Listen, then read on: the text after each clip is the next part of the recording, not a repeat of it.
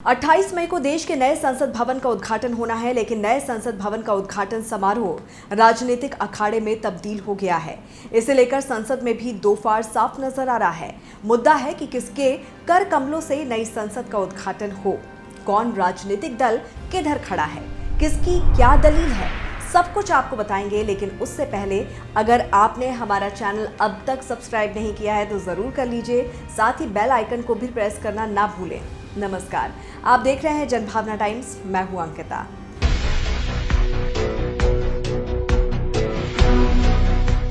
देश का नया संसद बनकर तैयार हो गया है, बस उद्घाटन का इंतजार है। लेकिन इसी को लेकर पार्टियों में रार है।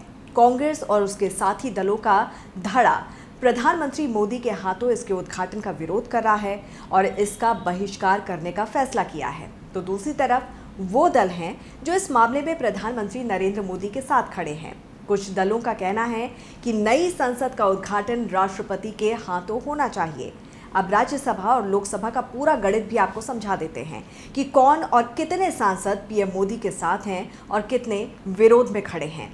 लोकसभा का गणित समझने की कोशिश करें तो नई संसद के उद्घाटन में शामिल सांसदों में बीजेपी के 301, वाईएसआरसीपी के 22, बीजेडी के 12, बीएसपी के 9, लोक जनशक्ति पार्टी के 6, टीडीपी के 3, अपना दल के 2, शिरोमणि अकाली दल के 2, एजेएसयू पार्टी के 1, एआईएडीएमके के 1, मिजो नेशनल फ्रंट के 1, नगा पीपल्स फ्रंट के 1, नेशनल पीपल्स पार्टी के 1, एनडीपीपी के 1, सिक्किम क्रांतिकारी मोर्चा के 1, शिवसेना शिंदे गुट के 12, जेडीएस के 1 सांसदों को मिलाकर कुल 377 सांसद शामिल हैं।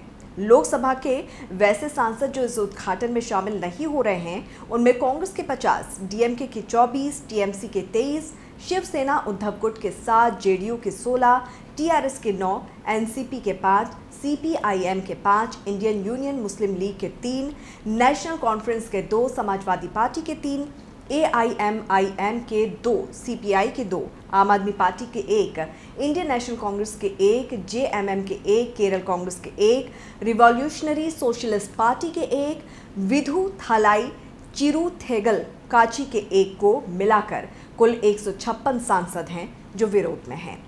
इन आंकड़ों को देखने से पता चलता है कि वो दल जो कार्यक्रम में हिस्सा लेने वाले हैं उनके लोकसभा में 377 सदस्य हैं और इसका सीधा मतलब है कि 543 सदस्यों वाली लोकसभा में 2/3 से ज़्यादा यानी कि तकरीबन 70% सदस्य इसमें शामिल हो रहे हैं।